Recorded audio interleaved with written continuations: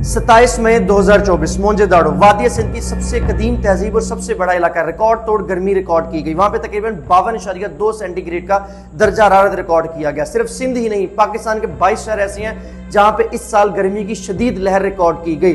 पाकिस्तान इस वक्त मौसमियाती तब्दीलियों के शदीद बहरान की लपेट में है। कार्बन डाइऑक्साइड के एमिशन 1% से कम होने के बावजूद मौसमियाती तब्दीलियों के कमजोर ममालिक में पाकिस्तान का 5वां नंबर है। जोग्राफियाई साइंसदान और जोग्राफी पढ़ने वाले लोगों का यह कहना है कि पाकिस्तान की जियोग्राफिकल लोकेशन भी पाकिस्तान को शदीद मौसमियाती तब्दीलियों के बहरान की लपेट में ला सकती है।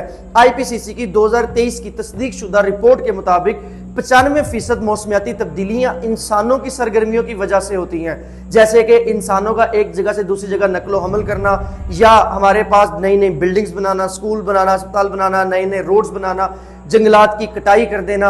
ये सारी जितनी भी इंसानी सरगर्मियां हैं, ये मौसमियाती तब्दीलियों के शदीद बहरान की लपेट में लेकर आती हैं। मौसमियाती तब्दीलियों के बहरान में पाकिस्तान कोई अजीब मुल्क नहीं है। आप 2022 का सैलाब देख लें, जिसमें तकरीबन पाकिस्तान में 2022 में एक शदीद किस्म के सैलाब का सामना करना पड़ा, जिसमें 1700 अफराद हलाक और 33 मिलियन आबादी इससे मुतासिर हुई।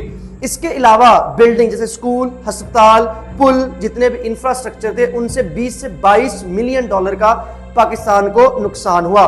पाकिस्तान में शदीद मौसमियाती तब्दीलियां सिर्फ और सिर्फ गर्मी की लहर और सैलाब तक महदूद नहीं है, बल्कि इससे नबातात और हैवानात भी बहुत ज्यादा मुतासिर हुए हैं। एक रिपोर्ट के मुताबिक पाकिस्तान के अंदर तकरीबन 60 से 65% माहौलियाती अनवा यानी ऑर्गेनिज्म इस दुनिया से, इस पाकिस्तान से खत्म हो गए हैं। किसकी वजह से? सिर्फ और सिर्फ मौसमियाती तब्दीलियों की वजह से। पाकिस्तान में ये मौसमियाती तब्दीलियां सिर्फ और सिर्फ सैलाब और अब नबातात और हैवानात के तबाह होने तक महदूद नहीं है, बल्कि एक और जिसकी वजह से बहुत ज्यादा पाकिस्तान में चीज मुतासिर हो रही है वो ग्लेशियर्स हैं। ग्लेशियर्स भी बहुत तेजी से पाकिस्तान में पिघलते जा रहे हैं। अल जजीरा की दरियाफ्त के मुताबिक आने वाले दिनों में जितनी शदीद किस्म की पाकिस्तान में माहौलियाती तब्दीलियां आ रही हैं, पाकिस्तान के 60 से 70% ग्लेशियर्स पिघल सकते हैं।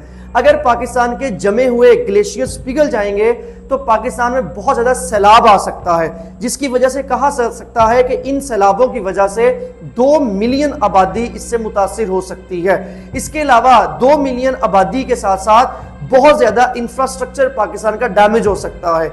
इवन यहां तक कहा जा रहा है कि इतनी तेजी से पाकिस्तान के ग्लेशियर्स पिघल जाएंगे तो पाकिस्तान में रिजर्व्स वाटर खत्म हो जाएगा और पाकिस्तान में दरियाओं का रुख बदल जाएगा। इसके अलावा पाकिस्तान में जो पानी का हुजम है वो तेजी से चेंज हो जाएगा। पाकिस्तान में एक तो ग्लेशियर्स के पिघलने से पानी बहुत ज्यादा मुतासिर हो रहा है, और दूसरा पाकिस्तान में भारत ने जो बॉर्डर लाइन के ऊपर बहुत सारे डैम्स बना लिए हैं, उसकी वजह से पाकिस्तान के अंदर जो पानी का मामला है दरियाओं के अंदर वो बहुत ज्यादा डैमेज हो रहा है।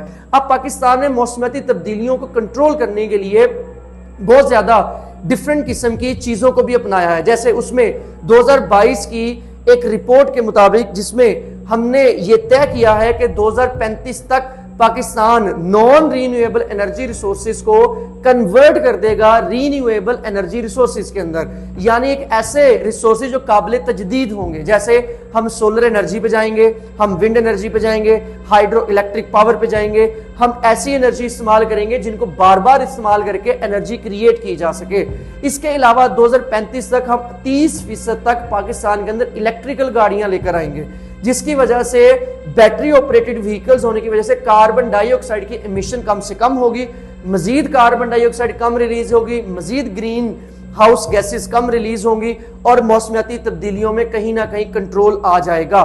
अब हुकूमत को चाहिए कि वो माहौलियाती तब्दीलियों को कंट्रोल करने के लिए बहुत सख्त इकदाम करे, इंसानी सरगर्मियों को महदूद से महदूद करे, जंगलात की कटाई को बैन कर दे, और जितने भी हमारे पास पाकिस्तान के अंदर डिफरेंट टाइप्स की एनजीओस के जरिए डिफरेंट टाइप्स की जो है वो एडवर्टीजमेंट्स लाई जाएं कि पाकिस्तान के अंदर नए दरख्त लगाए जाएं। इसके अलावा हुकूमत के साथ साथ हमें अपनी इलाकाई कोशिशें करनी चाहिए।